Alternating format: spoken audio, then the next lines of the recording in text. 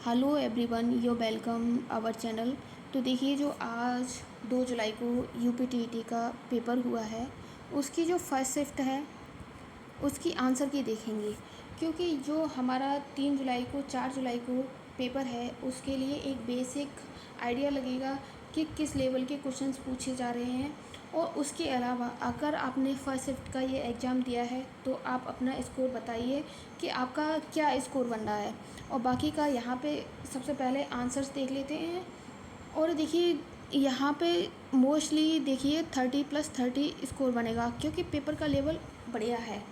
पर कुछ क्वेश्चंस आते हुए भी गलत हो ही जाते हैं। यहाँ पे देखिए, सबसे पहला हमारा क्वेश्चन है सीखने की सबसे अच्छी परिभाषा क्या है।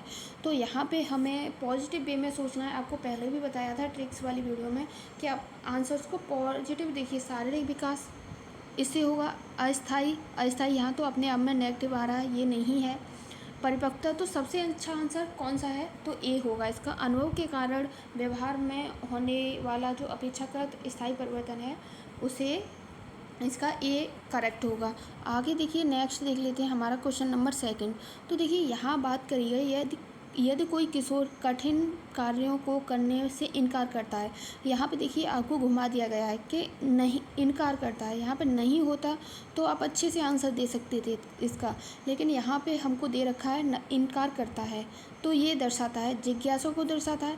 अगर बच्चा किसी काम को करने से मना कर रहा है तो ये क्या उसकी जिज्ञासा को दर्शा रहा है। निपुणता उन्मुखीकरण को दर्शा रहा है। क्या असंबद्धता की उच्च आवश्यकता को दर्शा रहा है, जी नहीं।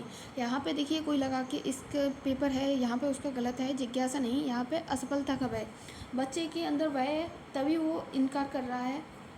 आगे देखिए, नेक्स्ट क्वेश्चन देख लेते हैं। हमारा जो क्वेश्चन नंबर 3 है, यहाँ पे देखिए बात करी गई है कि अनुकूलित शिक्षण अधिगम की सामग्री टीएलएम की आवश्यकता होती है।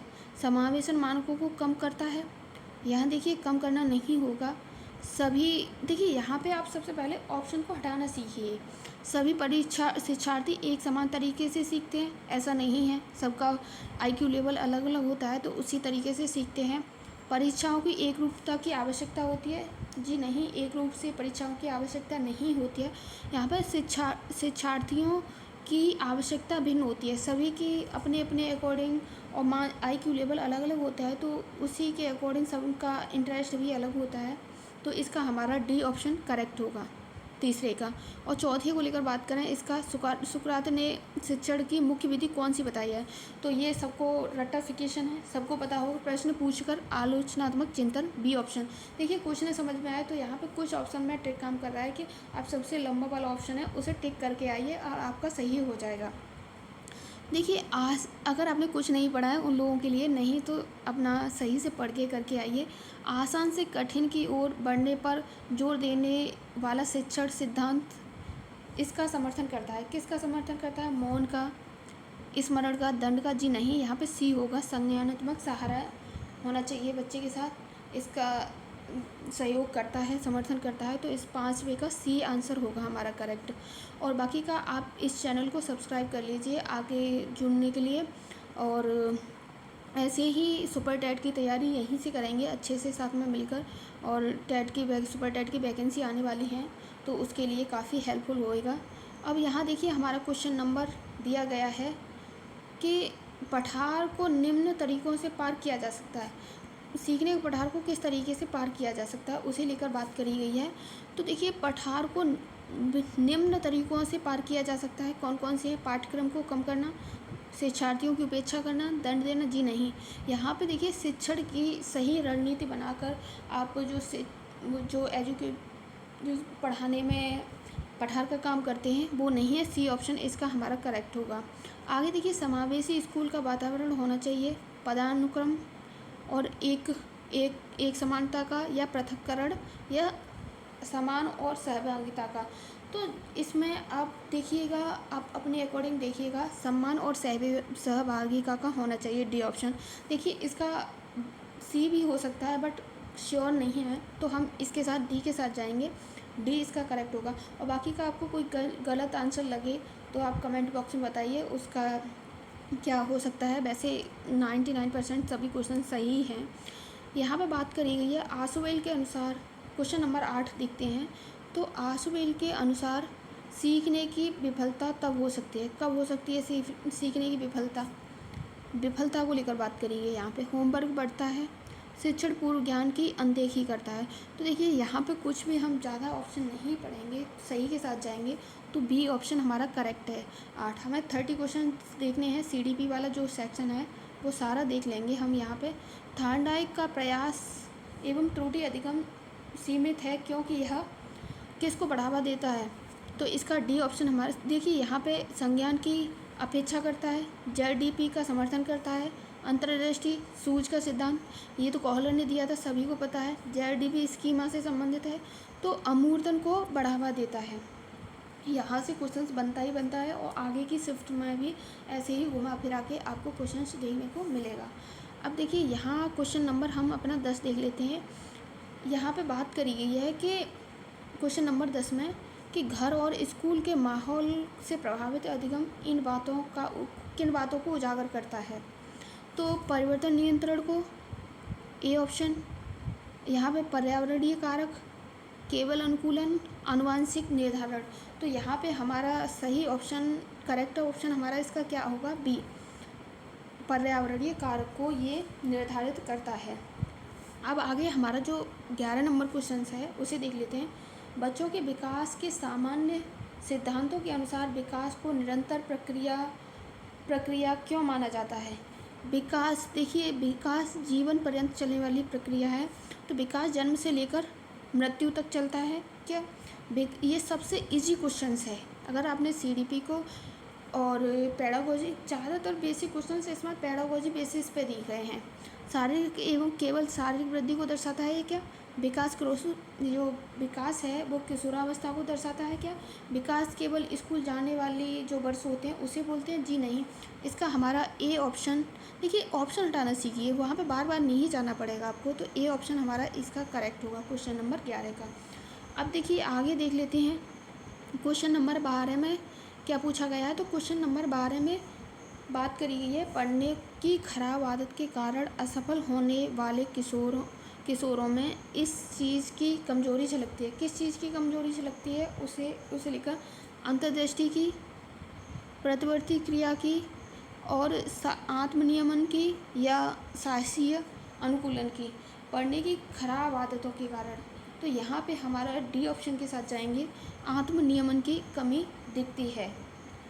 और यहाँ पे अब हमारा ऑप्शन देखिए, इसका सी भी हो सकता है, लेकिन आप एक बार चेक कर लीजिएगा, इसका डी ऑप्शन करेक्ट होगा।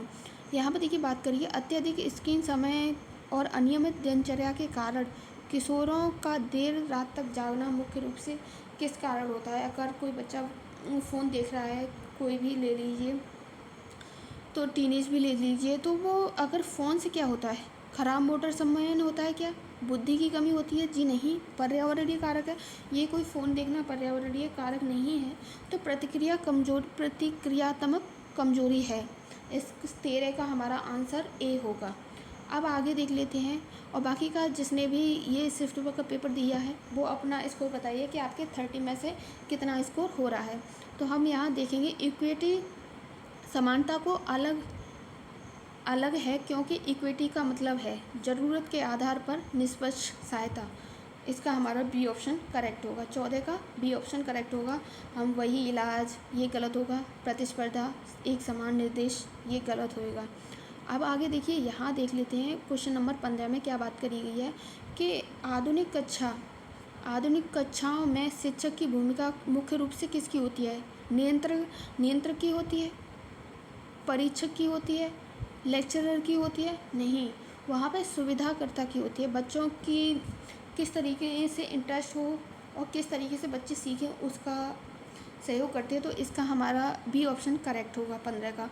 अब यहाँ देखिए थॉर्नडाइक से 2 क्वेश्चन पूछे गए हैं। थॉर्नडाइक के अनुसार सीखना तब तक प्रभावी ढंग से नहीं होगा जब तक कि सीखने वाला क्या नहीं हो, दंडित हो क्या, बच्चे को दंडित करा जाए तब सीखेगा वह, जी नहीं। शांत हो तब, तो अगर बच्चा शांत ही रहेगा तो भी नहीं वो कोई एक्टिविटी नहीं करेगा तो कैसे सीखेगा। परिचित हो, टेस्टेड हो, बच्चे का टेस्ट करेंगे तो सीखेगा, ऐसे भी नहीं सीखा तैयार होकर। अगर रेडी है वो सीखने के लिए, उसे इंटरेस्ट है तो वो उसे सीख सकता है। तो हमारा 16 का यहाँ पे आंसर सी होगा। यहाँ पर क्वेश्चन नंबर 17 देख लेते हैं। केवल अंकों से प्रेरित छात्र मुख्य रूप से किस चीज़ से प्रोत्साहित होते हैं? मूलभूत प्रेरणा से प्रोत्साहित होते हैं, केवल अंकों से प्रेरित। यहाँ पे केवल अंकों से प्रेरित की बात करी गई है, बाहरी प्रेरणा से, निपुणता अभिविन्यास से या जिज्ञासा से। तो यहाँ हमारा डी ऑप्शन करेक्ट होगा, जिज्ञासा से होते हैं। आगे देखिए, यहाँ बात कर लें क्वेश्चन नंबर 18। कक्षा में होने वाली बहसों के माध्यम से संज्ञानात्मक विकास को बढ़ावा दे सकती हैं। स्मरण को, मौन को, निष्क्रिय। यहाँ पे देखिए सब में नेगेटिव पॉइंट दिख रहा है। अगर पेडागोजी आपकी स्ट्रॉन्ग है तो आप अच्छे से संज्ञानात्मक संघर्ष को, बी ऑप्शन हमारा यहाँ पे करेक्ट होगा। अब आगे देखिए क्वेश्चन नंबर 19 देख लेते हैं। किशोरावस्था में सीखी हुई लाचारी का सबसे सीधा प्रभाव पड़ता है तो प्रतिक्रिया की गति पर, सुनवाई पर, ऊंचाई पर। यहाँ पे देखिए, यहाँ पे सबसे ज़्यादा प्रभाव पड़ता है तो उसके दृढ़ता और प्रयास पर, एफर्ट पर सबसे ज़्यादा प्रभाव पड़ता है। क्वेश्चन नंबर 20 देख लें तो यहाँ बात की रही हुई है किशोरावस्था के दौरान गणित सीखने में ठहराव और अमूर्तता बढ़ती है। मांगों के कारण हो सकता है कि निम्नलिखित में से है देता है। स्थायी असमर्थता नेगेटिव है तो यहाँ हमारा ये गलत होगा। पलटा गिरावट, ये भी हमारा नेगेटिव में दिया है, गलत होगा। अनुपस्थिति की बात करी गई है तो ये भी हमारा गलत है। विकासात्मक संक्रमण कठिनाई, सी ऑप्शन हमारा 20 का करेक्ट है। अब आगे क्वेश्चन नंबर 21 देख लेते हैं और बाकी का और जितने भी सब्जेक्ट हैं सभी का ऐसे ही 30 क्वेश्चन में हम देख ले रहे हैं। तो यहाँ देखिए बात करिए, सहयोग सीखना समावेशन को बढ़ावा देता है। तो ये किस तरीके के सहयोगी सीखना समावेशन को बढ़ावा देता है? सहपाठियों के सहयोग को बढ़ाना, पदानुक्रम को प्रोत्साहित करना, शिक्षार्थियों की रैंकिंग। देखिए ये दो नहीं हो सकता, इसमें ये ऑप्शन 50-50 वाला है। अगर आप 50-50 गैस कर सकते हो तो आप कर ले जाओगे। तो यहाँ पे सहपाठियों के सहयोग को बढ़ाना, अगर बच्चा पदानुक्रम को प्रोत्साहित करना, यहाँ पे ए ऑप्शन हमारा इसका करेक्ट होगा। अब देखिए क्वेश्चन नंबर 22 में बात करी गई है। किशोरावस्था से कई क्वेश्चन पूछे गए हैं इसमें। किशोरावस्था में भावनात्मक परामर्श मुख्य रूप से कम करता है तो ये प्रतिक्रिया, विकास, शैक्षणिक ज्ञान। तो ये तीनों नहीं है हमारे नेगेटिव में। चिंता और भ्रम को भावनात्मक परामर्श मुख्य रूप से कम करता है। और देखिए ये तनाव और स्ट्रेस की अवस्था होती है जो वो इसी ग्रुप प्रोजेक्ट। ये देखिए थोड़ा डिफरेंट है क्वेश्चन, अगर आपने पढ़ा होगा डीपली तभी इसको देख पाएंगे, नहीं तो आप थोड़ा सा वो करोगे, ऑप्शन गैस करोगे तो आराम से कर ले जाओ। नकल को बढ़ावा देना नहीं होगा, अपने आप में दिख रहा है। व्यक्तिगत प्रयास को समाप्त करना नहीं होगा और सोचने को कम करके ये भी नहीं होगा। साझा तर्क को प्रोत्साहित करके, 23 का हमारा डी ऑप्शन करेक्ट होगा। अब आगे देख लेते हैं हमारा क्वेश्चन नंबर जो नेक्स्ट है 24। यहाँ पे बात करी गई है अनुकूलित गृह कार्य दर्शाता है। अनुकूलित गृह कार्य किस चीज़ को दर्शाता है? तो सीखने के प्रति पूर्वाग्रह को दर्शा रहा है क्या? अनुकूलित, कम अपेक्षाएं, कक्षा अलगाव। तो देखिए ये तीनों अपने आप में नेगेटिव दिख रहे हैं। शिक्षार्थी की आवश्यकताओं के आधार पर विभेदीकरण को दर्शाता है। डी ऑप्शन हमारा इसका करेक्ट होगा। कड़ी आलोचना के बाद भाग लेना बंद कर देने वाला छात्र निम्नलिखित में से किस सीमा का प्रदर्शन करता है? तो जेआरडीपी का, दंड आधारित नियंत्रण का, अंतर्राष्ट्रीय अधिगम का। जी नहीं, यहाँ पे सकारात्मक सुदृढ़ीकरण का ये प्रयोग करता है। तो 25 का हमारा डी ऑप्शन करेक्ट होगा। अब क्वेश्चन नंबर 26 देख लेते हैं। तो यहाँ पे बात करी गई है किशोरों को स्वायत्तता की आवश्यकता होती है क्योंकि वे बच्चे हैं, वे प्रतिक्रियाओं पर निर्भर हैं, वे उनके पास तर्क की कमी होती है। देखिए ये दोनों नहीं है, वे स्वतंत्रता चाहते। बी ऑप्शन हमारा यहाँ पे करेक्ट होगा, वे स्वतंत्रता चाहते हैं, वे प्रतिक्रियाओं पर निर्भर नहीं है। तो इसका बी ऑप्शन हमारा करेक्ट होगा 26 का सॉरी। अब यहाँ पे देखिए हमारे 3-4 क्वेश्चंस और हैं, उन्हें देख लेते हैं क्या बात करी है। तो यहाँ पे क्वेश्चन नंबर 27 में बात करी है स्कूल का वातावरण बच्चे के विकास में निम्न तरीकों से प्रभावित करता है। किन तरीकों से? प्रतिक्रिया से, केवल जीन से, सहज प्रवृत्ति से। तो ये तीनों ऑप्शन हमारे हो ही नहीं सकते। पाठ्यक्रम और शिक्षक का जो संवाद है उससे हमारा स्कूल का वातावरण विकास प्रभावित करता है। तो इसका बी 27 का हमारा बी ऑप्शन करेक्ट है। अब क्वेश्चन नंबर 28 देख ले रहे हैं। अवधारणा मानचित्रण जैसी शिक्षण रणनीतियों को बढ़ाती है। तो ये किस तरीके की रणनीतियों को बढ़ाती है? ज्ञान का संगठन, निष्क्रिय अधिगम, सतही स्मरण, प्रतिक्रियात्मक क्रिया। बी ए ऑप्शन हमारा 28 का करेक्ट होगा। अब आगे क्वेश्चन नंबर देख ले रहे हैं। तो देखिए यहाँ क्वेश्चन नंबर हमारे 29 में क्या बात करिए? एक कक्षा 7 का छात्र सामाजिक चिंता के कारण समूह कार्य से बचता है। सबसे समावेशी रणनीति है। छात्र को स्थायी रूप से छूट देना होगा क्या? बचने की सार्वजनिक रूप को आलोचना करना होगा क्या? जी ये नहीं होगा। आलोचना करोगे या छूट दोगे ये अपने आप में नेगेटिव पॉइंट है। तो यहाँ से हमें पता पड़ रहा है कि हमारा ये उत्तर आंसर्स नहीं हो सकते। तुरंत भागीदारी के लिए मजबूर करेंगे। क्या हम बच्चे पर प्रेशर डालेंगे कि इस काम को करो ही? जी नहीं। तो इसका हमारा डी ऑप्शन करेक्ट होगा। सहपाठियों के सहयोग से धीरे धीरे भागीदारी को बढ़ावा देना। डी ऑप्शन हमारा इसका करेक्ट है। आगे देखिए क्वेश्चन नंबर 30 देख ले रहे हैं। और ये हमारे, अब आप बताइए कि आपका स्कोर कितना बन रहा है। अलग अलग समूहों के बीच टकराव के दौरान एक समावेशी सुविधाकार को इस प्राथमिकता देनी चाहिए। इसे प्राथमिकता देनी चाहिए। अगर एक आप टीचर, मान लो टीचर को किस चीज़ के बच्चे में वो करना चाहिए?